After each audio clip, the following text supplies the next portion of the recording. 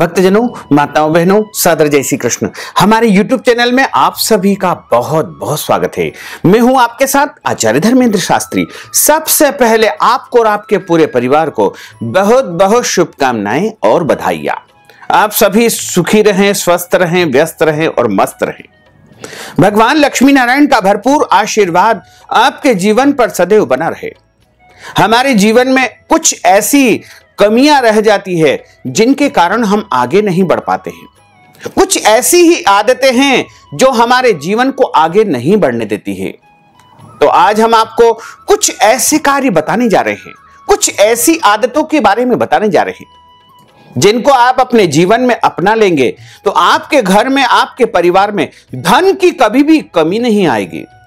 यानी आपका भंडार हमेशा भरा पूरा रहेगा। आपके घर परिवार में सुख रहेगा, शांति रहेगी, समृद्धि रहेगी, वैभव रहेगा, ऐश्वर्य रहेगा और निरंतर आप उन्नति तथा प्रगति को प्राप्त कर पाएंगे।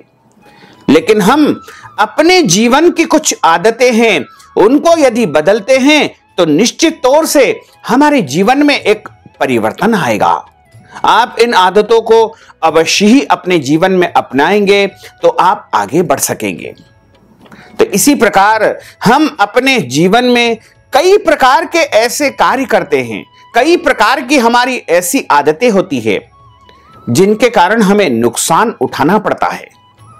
इस बात का हमें एहसास नहीं होता है, लेकिन निरंतर जब हम जीवन में कई प्रकार की कठिनाइयों को प्राप्त करते रहते हैं, हमारा जीवन संघर्षों से निरंतर भर जाता है और घर परिवार में अशांति रहती है, दुख आता है, दरिद्रता आती है, कमजोरी आती है, रोग आता है, पीड़ाएं आती है। ऐसे में हम जो है विचार करते हैं कि आखिर ऐसा क्यों हो रहा है।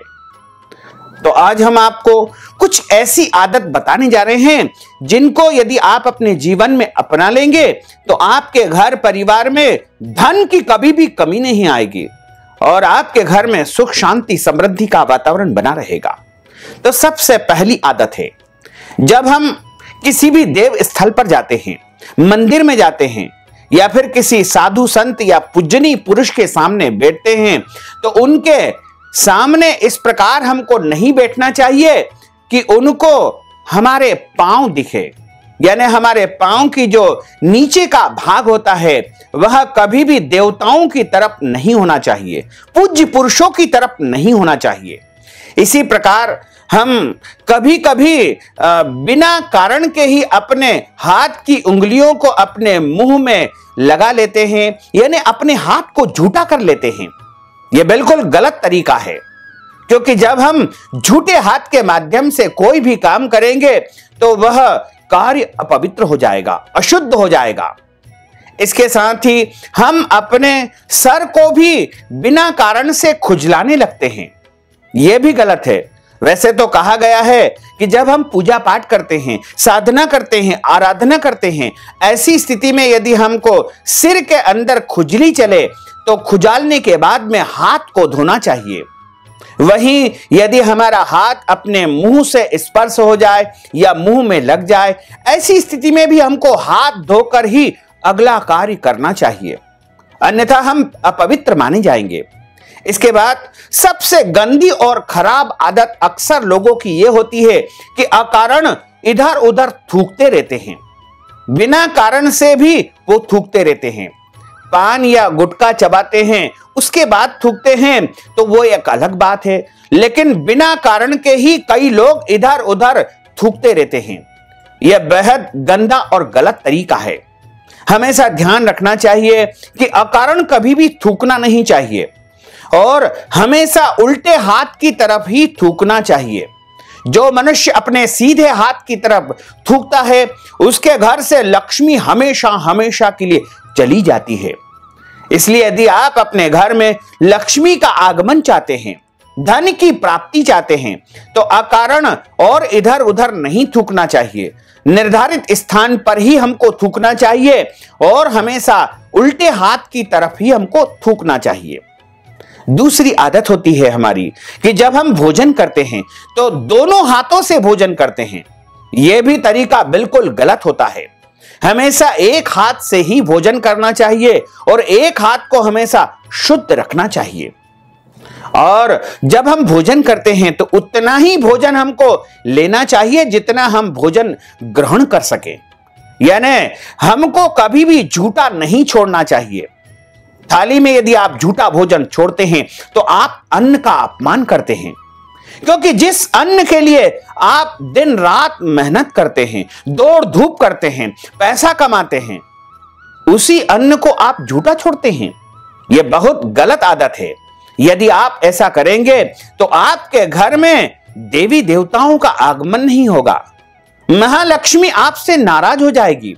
इसलिए कभी भी थाली के अंदर झूठा नहीं छोड़ना चाहिए और हमेशा ध्यान रखना चाहिए कि जिस थाली में हम भोजन करते हैं उसमें हाथ नहीं धोना चाहिए। बाहर अन्यत्र स्थान पर ही हमें हाथ धोना चाहिए, क्योंकि देवो भूत्वा देवम यजेत, अन्न को देवता माना गया है। इसलिए हमको उनका अपमान कभी भी नहीं करना चाहिए। उनका जब हम सम्मान करेंगे तो हमारा सम्मान बढ़ेगा।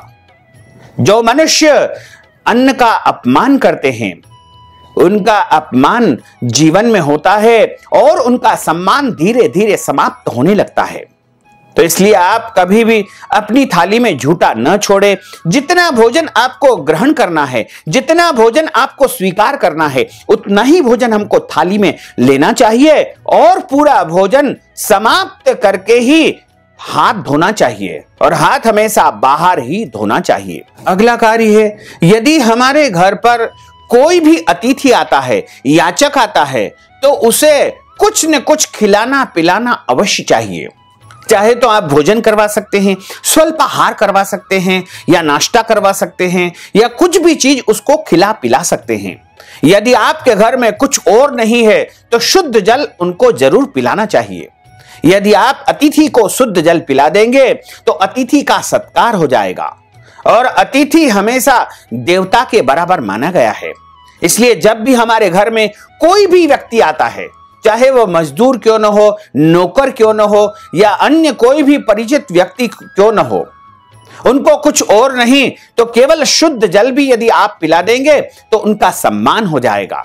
जब आप अतिथि का सम्मान करेंगे, सत्कार करेंगे, उनका आदर करेंगे, तो समस्त देव देवता आपसे प्रसन्न रहेंगे और आपके घर में सुख शांति समृद्धि का वातावरण सदैव बना रहेगा। इसके साथ ही आपको हमेशा ध्यान रखना चाहिए कि हरे भरे पेड़ पौधों को बिल्कुल भी नहीं काटना चाहिए, क्योंकि हरे भरे जो पेड़ पौधे होते हैं उनमें प्राण होते हैं और जब हम पेड़ पौधों को काटते हैं तो उनके प्राणों का हरण करते हैं, यानी उससे हमें हत्या का पाप लगता है। इसलिए कभी भी किसी भी हरे भरे पेड़ पौधों को काटने से हमें पाप लगता है और उस पाप का प्रायश्चित हमें भोगना ही पड़ता है। तो प्रयास करें कि हरे भरे पेड़ पौधों को बिल्कुल न काटे। पेड़ पौधों की सेवा करना चाहिए और पेड़ पौधों में नियमित रूप से हमें जल देना चाहिए। जो व्यक्ति पेड़ पौधों की सेवा करता है, पेड़ पौधों की सुरक्षा करता है, उसको जीवन में कभी भी डिप्रेशन या मानसिक तनाव का सामना बिल्कुल नहीं करना पड़ता है। और पेड़ पौधों की सेवा करने से प्राणी की सेवा होती है और जब हम उनकी सेवा करते हैं तो हमें महान पुण्य फल की प्राप्ति होती है। और जब हम पेड़ पौधों को काटेंगे, छांटेंगे या उनको त्रास देंगे या पीड़ा देंगे तो हमें जीवन में पाप भोगना पड़ेगा और इस प्रकार का गलत कार्य बिल्कुल भी हमें नहीं करना चाहिए। इसके बाद अगला कार्य है, जब हम कहीं बाहर से आते हैं अपने घर पर तो अपने मोजे और जूते इधर उधर उतार करके फेंक देते हैं, क्योंकि जब हम मोजे या जूते व्यवस्थित स्थान पर नहीं रखेंगे, इधर उधर फेंक देंगे तो हमारे राहु और शनि हमसे कुपित हो जाएंगे, यानी राहु और शनि हमारे खराब हो जाएंगे। ऐसी स्थिति में हमें शत्रुओं का सामना करना पड़ेगा, यानी हमारे शत्रु बढ़ जाएंगे, हमारे रोग बढ़ जाएंगे, हमारे घर में मानसिक अशांति निरंतर बढ़ती जाएगी। इसलिए जब आप कभी भी कहीं बाहर से आते हैं तो अपने मोजे और जूते निर्धारित स्थान पर सुव्यवस्थित आपको रखना चाहिए। अगला कार्य है, जब हम बिस्तर से सुबह उठते हैं तो हमारी जो रजाई होती है या कंबल होता है उसको फैला का फैला छोड़कर ही हम चल देते हैं। यह बिल्कुल गलत तरीका है।